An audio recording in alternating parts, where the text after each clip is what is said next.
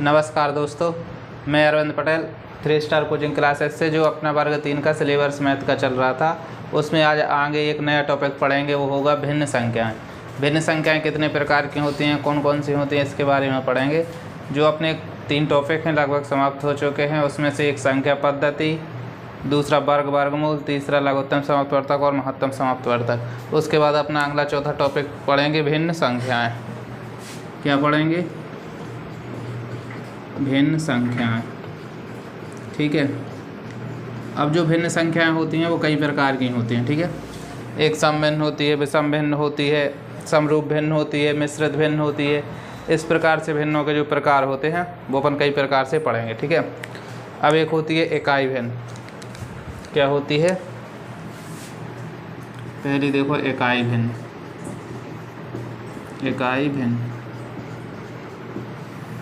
इसको फ्लैश बंद कर दो, चकाचौंधी पड़ता आँखन पे हैं। शानदार आ रही, लेकिन हमें आँखन पे चकाचौंधी लग रही। कैमरा साइड न देखिए, रान दो चलन दो तक। ठीक है। इकाई भिन्न। इकाई देखो,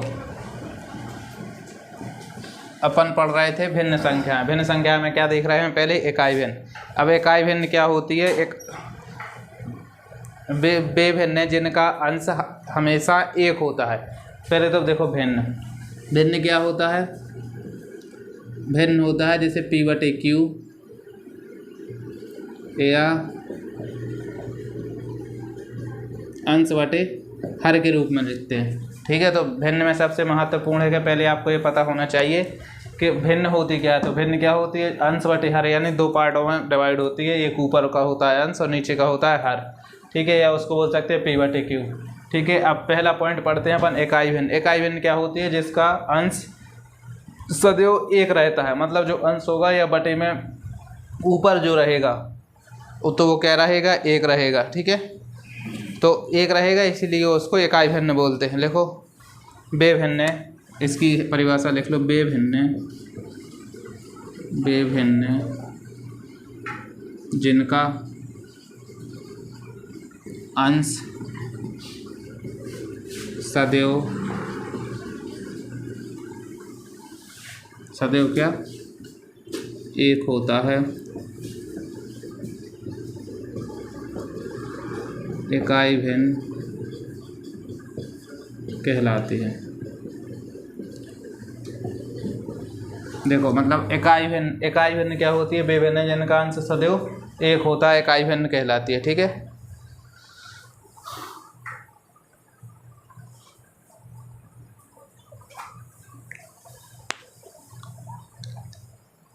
ठीक है। इकाई भिन्न में एग्जाम्पल देख लो। इसके एग्जाम्पल हो जाएंगे 1/2, 1/6, 1/20, 1/35, 1/25, 1/13। इस प्रकार से मतलब क्या? इकाई भिन्न वे भिन्न हो गए जिनका अंश सदैव एक होता है। तो इसमें आप एग्जाम्पल में देख लीजिए। 1/2 में अंश 1 है, हर 2 है। 1/6 में अंश 1, हर 6। 1/20 में अंश 1, हर 20। इस प्रकार से सब में क्या है? सदैव एक रहेगा। वो क्या होंगे? इकाई भिन्न होंगे। अब दूसरी पढ़ते हैं अपन समरूप भिन्न। कौन सी भिन्न? समरूप भिन्न। ठीक है। अब समरूप भिन्न क्या होती है? जिनका हर समान होता है। क्या है? अभी इसमें अंश देख रहे थे आपके, अंश सबका समान है और एक है। ठीक है। और अब क्या देखना है कि वे भिन्न जिनका हर समान हो उन्हें समरूप भिन्न कहते हैं। तो इसमें अंश समान था, इसमें क्या समान होगा? हर समान। लेकिन इसमें अंश समान होने के साथ साथ क्या था कि प्रत्येक का अंश केवल एक था। ठीक है। ना कि कोई और संख्या थी। अब समरूप भिन्न में लिखो वे भिन्न जिनका हर समान होता है, समरूप भिन्न कहलाती है। देखो समरूप भिन्न में क्या है, वे भिन्न जिनका हर समान होता है, ठीक है। हर क्या रहेगा, हर एक ही संख्या रहेगी कोई भी, और समरूप भिन्न कहलाती है, मतलब जिसके हर के रूप समान हो वो भिन्न कहलाई कौन सी, समरूप भिन्न, ठीक है। अब समरूप भिन्न के एग्जाम्पल देख लो आप। समरूप भिन्न के एग्जाम्पल 3/18, 5/18, 6/18, 24/18, 96/18, 100/18, इस प्रकार से। देखो समरूप भिन्न में क्या हो रहा है, वे भिन्न जिनका हर समान होता है समरूप भिन्न कहलाती हैं। देखो तो इस सब में देखो इसका सबका हर समान है, कितना है सबका, 18 है। और इकाई भिन्न में क्या हो रहा था, वे भिन्न जिनका अंश सदैव एक होता है।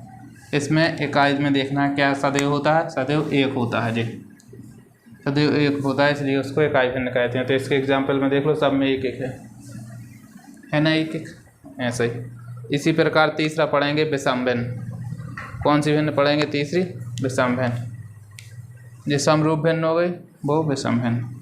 कौन सी पढ़ना, विषम रूप भिन्न। तीसरी पढ़ना है अपन को विषम रूप भिन्न, ठीक है।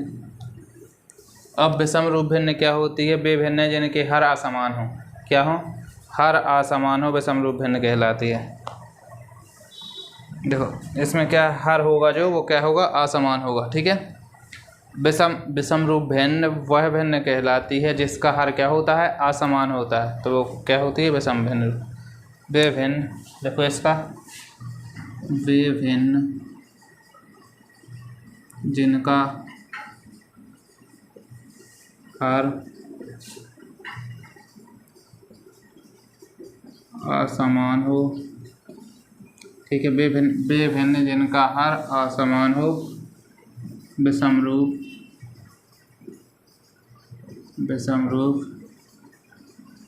भिन्न कहलाता है, ठीक है। वे भिन्न जिनका हर क्या हो, असमान हो, विषम रूप भिन्न कहलाता है। जैसे देखो एग्जाम्पल में देख लो, 6/13, 7/15, 11/9, 13 इसमें लिख लो 9/11, 13/17, 21/33, नहीं हाँ 21/43, इस प्रकार से। देखो इसमें क्या पूछ रहा है, वे भिन्न, देखो विषम रूप भिन्न में क्या होता है, वे भिन्न जिनका हर असमान हो, विषम रूप भिन्न कहलाता है। तो इसका हर देखो 13, 15, 11, 17, 43, मतलब इसमें क्या है, जो भी संख्याएं हैं वो उसका हर क्या है, अलग अलग है, ठीक है। अब उसके बाद अगली चौथी आती है उचित भिन्न, सबसे इम्पोर्टेंट उचित, क्या आती है, उचित भिन्न, ठीक है। अब उचित भिन्न क्या होती है, वह भिन्न जिनके अंश का मान हर के मान से क्या हो, कम हो, वह उचित भिन्न कहलाती है, ठीक है। वह भिन्न जिनका मान हर के मान से कम हो, ठीक है, वह क्या कहलाएगी, उचित भिन्न कहलाएगी। लिखो उचित भिन्न, लिखो वह भिन्न जिसके अंश का मान हर के मान से कम हो। देखो उचित भिन्न लिखा है अपन ने, वह भिन्न जिनके अंश का मान हर के मान से कम हो, उचित भिन्न क्या है, कहलाता है, ठीक है, अब क्या हो रहा है देखो, इसमें उचित भिन्न में वह है वह भिन्न जिसके अंश का मान, इसके अंश का मान हर के मान से कम हो उचित भिन्न कहलाता है। अब अंश के मान के हर के मान से कैसे कम होगा, देखो एग्जाम्पल 2/5, 7/10। अधिकतर आपने देखा हो 50 में से जैसे किसी के नंबर आते हैं 33, 100 में से मान लो 97, 33, 83, 17, 61। मतलब उचित भिन्न कौन सी होगी, वह भिन्न जिसके अंश का मान हर के मान से कम हो उचित भिन्न कहलाती है। देखो इसका अंश कितना है 2, हर कितना है 5, मतलब क्या बोल रहा है, अंश का मान हर के मान से कम हो। देखो 5 से कम 2 है, 10 से कम 7 है, 50 से कम 33 है, 100 से कम 97 है, 83 से कम 33 है, 16 से कम 17 है, 61 से कम 17 है। ठीक है, इस प्रकार उचित भिन्न में क्या है, सबके हर का मान बड़ा है और कम कौन सा है, अंश। तो जिसका हर का मान ज़्यादा हो और अंश कम हो वह कौन सी भिन्न होगी, उचित भिन्न। ठीक है, इसके बाद देखते हैं अनुचित भिन्न। अपनी 4 हो गई हैं, उसके बाद देखो अनुचित भिन्न। कभी कभार एग्जाम में पूछ लेता है कि कोई 4 ऑप्शन दे देगा, इनमें से अनुचित भिन्न कौन है, उचित भिन्न कौन है। ठीक है, इकाई भिन्न कौन है, समरूप भिन्न कौन है, इस प्रकार से। अब 5वीं पढ़ते हैं अपन अनुचित भिन्न।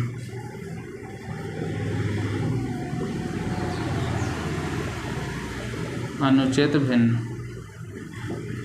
अब देखो उचित भिन्न में क्या हो रहा था, उचित भिन्न में हो रहा था कि जो इसका मान होगा अंश का वो क्या होगा, हर के मान से छोटा होगा। अब अनुचित भिन्न वह भिन्न जिसमें अंश का मान हर के मान से क्या होगा, बड़ा होगा, वह क्या होगा, अनुचित भिन्न कहलाएगी। देखो इसको, वह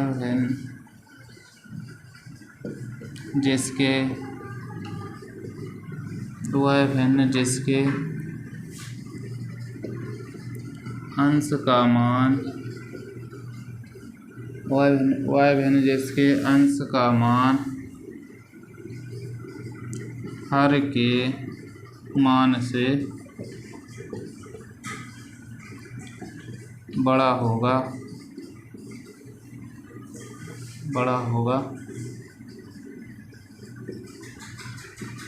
अनुचित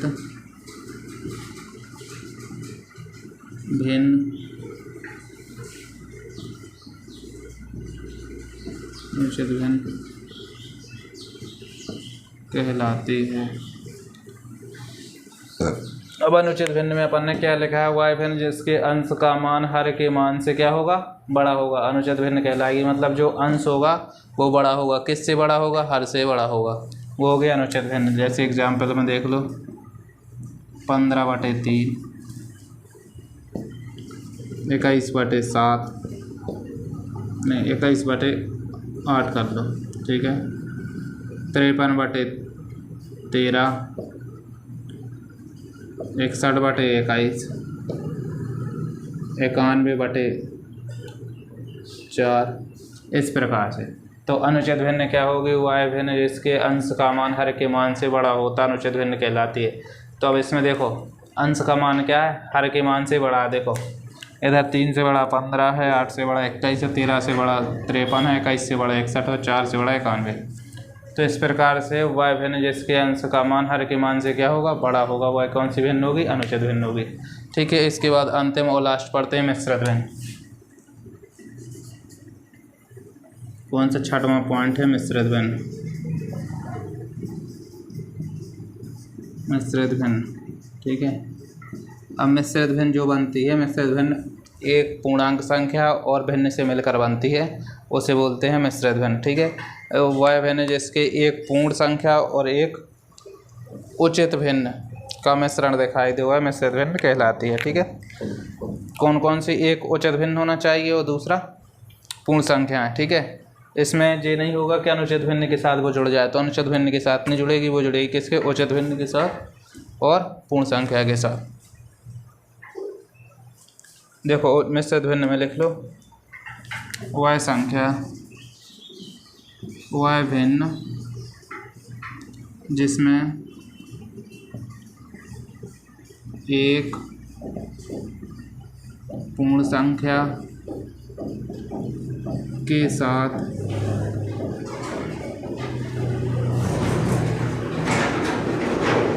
उचित भिन्न। ठीक है, देखो क्या लिखा है, y भिन्न संख्या जिसमें एक पूर्ण संख्या के साथ उचित भिन्न। ठीक है, पूर्ण संख्या के साथ क्या, उचित भिन्न का मिश्रण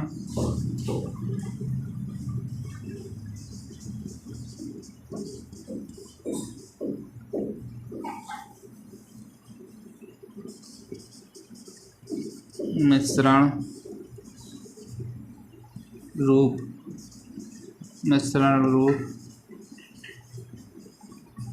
दिखाई दे उसे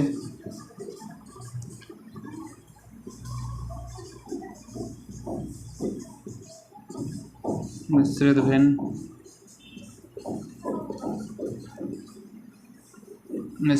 कहलाती है।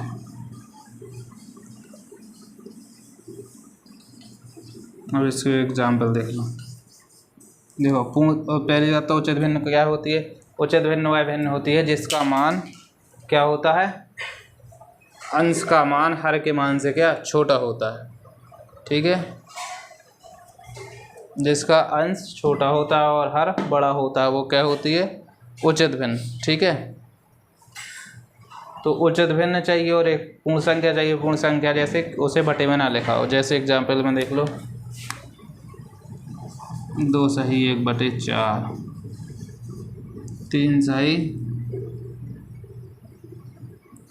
3/7, 5 सही 6/7, 8 सही 11/9, 9/11 सॉरी 9/11। देखो पूर्ण संख्याएं इसमें क्या क्या है। अब जो मिश्रित भिन्न क्या होती है, y भिन्न जिसके एक पूर्ण संख्या के साथ उचित भिन्न का मिश्रण रूप दिखाई दे उसे मिश्रित भिन्न कहते हैं। तो मिश्रित भिन्न में एक पूर्ण संख्या, तो देखो इसमें 2 पूर्ण संख्या है, इसमें 3 पूर्ण संख्या है, इसमें 5 और इसमें 8, चारों में 4 पूर्ण संख्या है। उसके अलावा देखो फिर अब आती है बात उचित भिन्न की, और उचित भिन्न जी क्या लिखा है, उचित भिन्न। अब उचित भिन्न देखो 1/4 ये भी उचित भिन्न का उदाहरण है, 3/7, 6/7 और 9/11। ठीक है, अब उचित भिन्न अपन ने क्या पढ़ा हुआ था कि उचित भिन्न वह भिन्न होगी जिसके अंश का मान हर के मान से छोटा होगा। तो अंश का मान देखो 9 और 11 है, इससे छोटा है। इधर 6 7, तो 7 क्या है, 7 से छोटा क्या है 6 अंश का मान। हर इधर भी 7 है तो अंश कितना है 3, ये भी छोटा है। और इधर अंश क्या है 1 और हर क्या है 4, तो ये भी छोटा है। इस प्रकार से अपनी संख्याएं समाप्त हुई। अब इसमें भिन्न संख्या में अपन ने कौन कौन सी संख्या पढ़ी है। एक तो इकाई जो भिन्न होती है, भिन्नों के प्रकार में अपन ने कितनी प्रकार की संख्याएं पढ़ी, भिन्नों के प्रकार में अपन ने 6 प्रकार की संख्याएं पढ़ी। ठीक है, पहली इकाई भिन्न जिसमें सदैव अंश का मान 1 होता है उसे इकाई भिन्न कहते हैं। फिर उसके बाद आएगी समरूप भिन्न, वह भिन्न जिसके हर समान हो। दूसरी क्या पढ़ी, समरूप भिन्न, वह भिन्न जिसका हर समान हो वह समरूप भिन्न होगी। तीसरी पढ़ी अपन ने विषम रूप भिन्न, वे भिन्न जिनका हर असमान हो, मतलब हर भी असमान हो और अंश भी असमान हो, वो क्या होंगी, विषम रूप भिन्न होंगी। ठीक है, उसके बाद पढ़ाया अपन ने उचित भिन्न। उचित भिन्न क्या होती है, उचित भिन्न वह भिन्न होती है जिसके अंश का मान हर के मान से छोटा हो, वह उचित भिन्न होती है। फिर उसके बाद आई अनुचित भिन्न। अनुचित भिन्न कौन सी भिन्न होती है, वह भिन्न जिनके अंश का मान हर के मान से क्या होता है, बड़ा होता है, वह होगी अनुचित भिन्न। उसके बाद आई मिश्रित भिन्न, तो वह भिन्न जिसमें एक पूर्णांक के साथ उचित भिन्न का मिश्रण समरूप दिखाई दे, वह कौन सी, मिश्रित भिन्न हो जाएगी। ठीक है, इस प्रकार से अपन ने पढ़ा है अभी भिन्नों की जिस प्रकार होते हैं जो 6। ठीक है, उसके बाद थोड़ा सा देख लो भिन्नों का व्युत्क्रम। व्युत्क्रम होता है विपरीत। ठीक है, तो जो भिन्न आपको अधिकतर एक क्वेश्चन व्युत्क्रम से मिल ही जाता है, कोई भी एग्जाम हो। कि इस संख्या का व्युत्क्रम बताओ, इसका व्युत्क्रम बताओ, तो व्युत्क्रम होता है उसका उल्टा सीधा। ठीक है, तो पहला देख लो भिन्नों का व्युत्क्रम। भिन्नों का व्युत्क्रम। अब देखो व्युत्क्रम क्या होता है। व्युत्क्रम होता है जैसे अपन ने इधर 3/4 लिख दिया, तो 3/4 का व्युत्क्रम हो जाएगा 4/3, मतलब सी ग्रोस का उल्टा होगा। ठीक है, यदि दो, इसकी थोड़ी परिभाषा अगर देखना हो तो वो देख लो। ठीक है, इसमें क्या होता है कि दो भिन्नें ऐसी हों जो एक भिन्न का हर दूसरी भिन्न का अंश तथा दूसरी भिन्न का हर पहली भिन्न का अंश और पहली भिन्न का अंश हो, तो वे दोनों भिन्न आपस में एक दूसरे का व्युत्क्रम होंगे। ठीक है, मतलब जैसे उसने दे दिया, देखो दो भिन्न दे दी, भिन्न भिन्न क्या होती है, अंश बटे हार। ठीक है, तो इस भिन्न, इसका व्युत्क्रम देखो, इसका व्युत्क्रम क्या बोल रहा है जी, हर पहुंच जाएगा ऊपर, अंश आ जाएगा नीचे। ठीक है, ये हो जाएगा क्या, इसका व्युत्क्रम। मतलब ये नहीं है कि हर ऊपर नहीं पहुंच जाएगा, वो ऊपर वाली संख्या को हर बोलने लगे नीचे वाली संख्या को, ये कोई मतलब नहीं है। नीचे वाले अंश का जो मान होगा वो नहीं, ऊपर वाले भिन्न में अंश का जो मान होगा वो हर में पहुंच जाएगा, और जो हर का मान होगा वो अंश में पहुंच जाएगा। ठीक है, तो ये होता है क्या, भिन्नों का व्युत्क्रम। जैसे एग्जाम्पल देख लो, एग्जाम्पल के थ्रू ज़्यादा समझ में आ जाएगा आपको। जैसे भिन्नों का व्युत्क्रम देखो, एग्जाम्पल 4/3 का व्युत्क्रम। तो 4/3 का व्युत्क्रम क्या हो रहा है, देखो इधर बोल रहा था कि जो अंश है वो हर में पहुंच जाता है, और जो हर का है वो अंश में, तो अंश पहुंचेगा हर में और हर पहुंचेगा अंश में। तो देखो 4/3 का व्युत्क्रम बराबर होगा 3/4। ठीक है, उसके अलावा जो एग्जाम्पल है दूसरा देखो, 7/9 का व्युत्क्रम। 7/9 का व्युत्क्रम क्या होगा, 9/7। मतलब जो इधर अंश में है वो इधर हर में पहुंचेगा, और जो इधर हर में है वो इधर अंश में पहुंचेगा। ठीक है, तीसरा देख लो, 21/9 नहीं 8 कर लो, 21/8 का व्युत्क्रम बराबर 8/21। मतलब सीधे बोल दो उचित भिन्न की अनुचित भिन्न हो जाएगी, अनुचित भिन्न की उचित भिन्न हो जाएगी। ठीक है,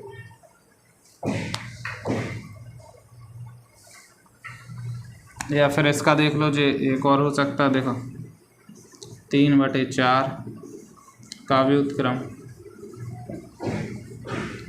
क्या है, 3/4 का व्युत्क्रम पूछा है, अगर इसका विपरीत कर दो तो जो हो जाएगा 4/3। ठीक है, उसी प्रकार दूसरा देख लो, इसका क्या 9/7 का व्युत्क्रम, क्रम बराबर हो जाएगा 7/9। मतलब इसका पूरा विपरीत हो रहा है। देखो तीसरा इसका देख लो, 8/21 का व्युत्क्रम बराबर 8/21 का व्युत्क्रम क्या होता है, 21/8। इस प्रकार से देखते हैं भिन्नों का व्युत्क्रम। ठीक है, अब भिन्नों के व्युत्क्रम में तो कोई समस्या है नहीं है। इसमें अगर देखो इधर माइनस होगा तो इधर भी माइनस आएगा, अगर प्लस होगा तो प्लस ही आएगा, उसमें वो कोई चिन्ह में कोई परिवर्तन वैसे नहीं होता है। ठीक है।